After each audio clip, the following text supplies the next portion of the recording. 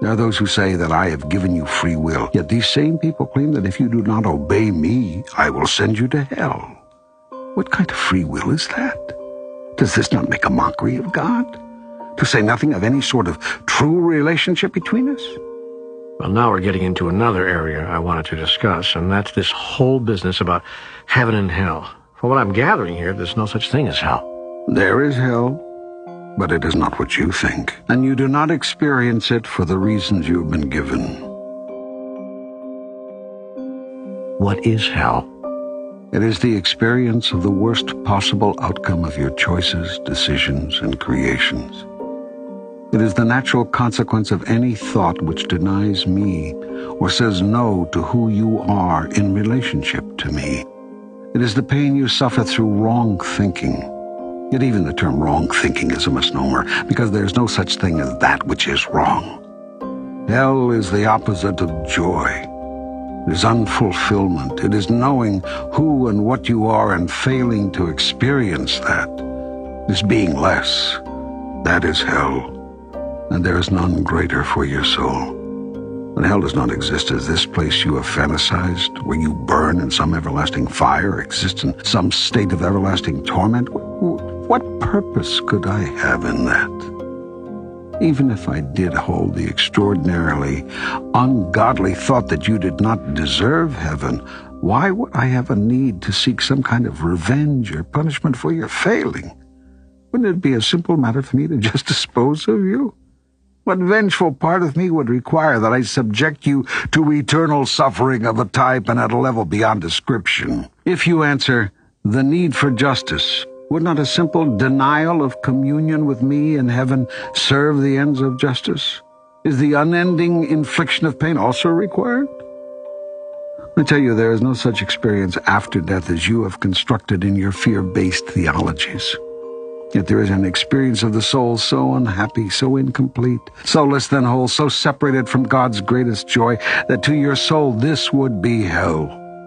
But I tell you, I do not send you there, nor do I cause this experience to be visited upon you. You yourself create the experience, whenever and however you separate yourself from your own highest thought about you. You yourself create the experience, whenever you deny yourself, whenever you reject who and what you really are. Yet even this experience is never eternal. It cannot be, for it is not my plan that you shall be separated from me forever and ever. Indeed, such a thing is an impossibility. For to achieve such an event, not only would you have to deny who you are, I would have to as well. This I will never do. And so long as one of us holds the truth about you, the truth about you shall ultimately prevail. But if there is no hell, does that mean that I can do what I want, act as I wish, commit any act, without fear of retribution? Is it fear that you need in order to be, do, and have what is intrinsically right? Must you be threatened in order to be good? What is being good? Who gets to have the final say about that? Who sets the guidelines? Who makes the rules? I tell you this, you are your own rule maker. You set the guidelines, and you decide how well you have done, how well you are doing. For you are the one who has decided who and what you really are, and who you want to be, and you are the only one who can assess how well you're doing. No one else would judge you ever, for why and how could God judge God's own creation and call it bad? If I wanted you to be and do everything perfectly, I would have left you in the state of total perfection whence you came. The whole point of the process was for you to discover yourself, create yourself as you truly are, and as you truly wish to be. Yet you could not be that unless you also had a choice to be something else. Should I therefore punish you for making a choice that I myself have laid before you?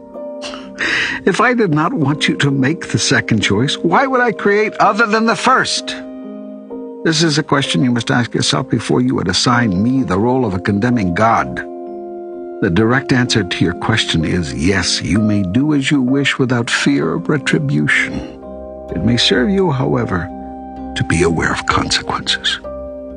Consequences are results, natural outcomes.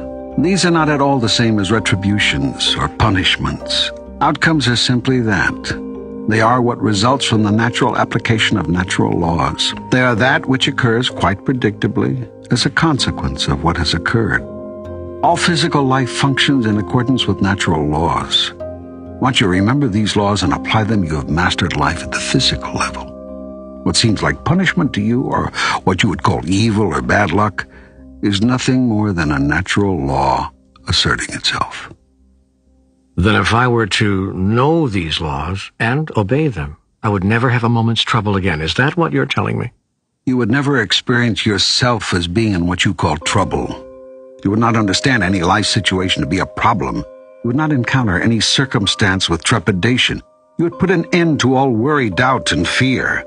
You would live as you fantasize Adam and Eve lived, not as disembodied spirits in the realm of the absolute, but as embodied spirits in the realm of the relative. Yet you would have all the freedom, all the joy, all the peace, and all the wisdom, understanding, and power of the spirit you are. You would be a fully realized being. This is the goal of your soul. This is its purpose, to fully realize itself while in the body, to become the embodiment of all that it really is. This is my plan for you. This is my ideal, that I should become realized through you. That thus, concept is turned into experience, that I might know myself experientially.